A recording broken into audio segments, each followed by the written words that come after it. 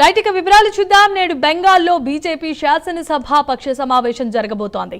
BJLP నేతను ఎమ్మెల్యేను ఎన్నుకోనున్నారు. శాసనసభాపక్ష నేతను ఎన్నుకున్న అనంతరం రేపు కొత్త సీఎం ప్రమాణ స్వీకారం చేస్తారు.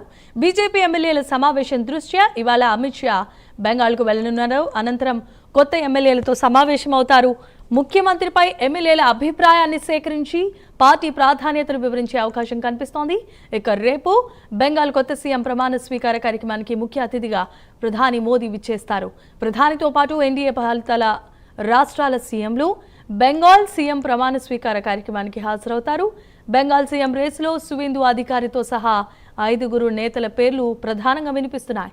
ఇదే అంశానికి సంబంధించిన మరిన్ని వివరాలను మా నేషనల్ బ్యూరో చీఫ్ కళ అందించడానికి సిద్ధంగా ఉన్నారు. కళ, చెప్పండి.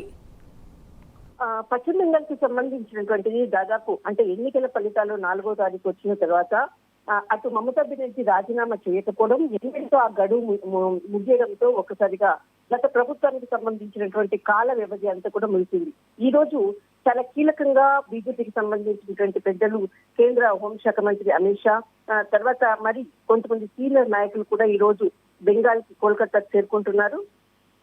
ముఖ్యంగా ఈ రోజు మధ్యాహ్నం 2 గంటలకు చాలా కీలకమైనటువంటి సమావేశము. బెంగాల్ సీఎం ఎవరు అన్నది, బెంగాల్ కి సంబంధించినటువంటి వ్యక్తి ఉండాలి, బెంగాలీ భాష రావాలి అన్నటువంటి ఏదైతే గతంలో చెప్పినటువంటి అంటే ఇప్పుడు బీజేపీ చెప్పినటువంటి దాన్ని బట్టి ఈ రోజు చాలా కీలకంగా బెంగాల్ కి సంబంధించినటువంటి పర్సన్ ఒక అంటే ముఖ్యమైనటువంటి అటు ఎమ్మెల్యేల మద్దతుతో ఉన్నటువంటి వ్యక్తి అనుకోవచ్చు. తర్వాత ఇటు ప్రధాని నరేంద్ర మోదీ, అటు కేంద్ర హోంశాఖ మంత్రి ఇటు అమిత్ షా అందరూ కూడా ఒక కీలక సమావేశం ఢిల్లీలో నిన్న తర్వాత గత 2 రోజుల నుంచి జరుగుతున్నటువంటి కీలకమైనటువంటి సమావేశాలు ఈ రోజు బెంగాల్ కి చేరుకున్నారు. మధ్యాహ్నం 2 గంటలకు ఇటు శాసనసభ పక్ష సమావేశం జరగనుంది. ఇందులో ఇటు మనకు జాతీయ అధ్యక్షుడు నితిన్ నబీన్, తర్వాత కేంద్ర హోంశాఖ మంత్రి అమిత్ షా, తర్వాత కేంద్ర హోంశాఖ మంత్రి అమిత్ షా కేంద్ర పరిశీలకుడిగా కూడా ప్రకటించడం జరిగింది.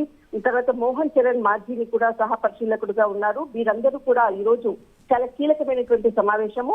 రేపు అంటే ఏదైతే ప్రమాణ స్వీకారం జరిగేటటువంటి పెరేడ్ గ్రౌండ్, కోల్కతాలో ఉండేటటువంటి పెరేడ్ గ్రౌండ్ ప్లేస్ ని అక్కడ అంటే ప్రమాణ స్వీకారం చేసేందుకు ఇప్పటికే కూడా ఇక్కడ కార్యక్రమాలు అనుకోవచ్చు. తర్వాత ప్రమాణ స్వీకారానికి కావాల్సినటువంటి మొత్తం బాధ్యతలంటివి కూడా దగ్గరుండి బీజేపీకి సంబంధించినటువంటి సీనియర్ నాయకులకు కూడా అప్పగించడం జరిగింది. కానీ ఈ రోజు మధ్యాహ్నం 2 గంటలకు చాలా కీలకమైనటువంటి సమావేశం.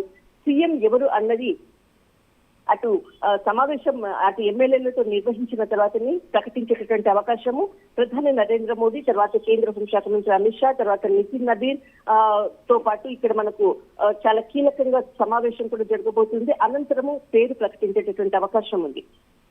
Right, thanks for the updates కళ.